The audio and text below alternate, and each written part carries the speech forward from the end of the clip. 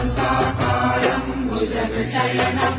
पद्मनाभम् सुरेशम् विश्वाधारम् गगनसदृशम् मेघवर्णम् शुभाङ्गम् लक्ष्मीकान्तम् कमलनयनम् योगिभिर्ज्ञानगम्यम् वन्दे विष्णुम् भवभयहरम् सर्वलोकैकनाथम्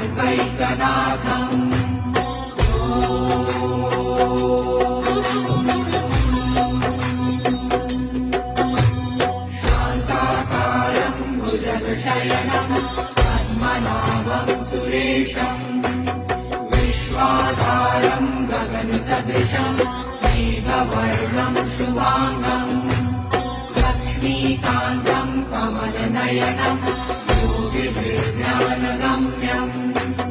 वन्दे विष्णुम् भवभयहरम् सर्वलोकैकनाथम्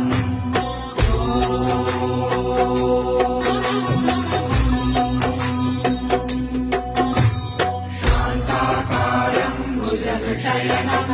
पद्मनाभम् सुरेशम् विश्वाधारम् गगनसदृशम् मेघवर्णम् शुभाङ्गम् लक्ष्मीकान्तम् कमलनयनम्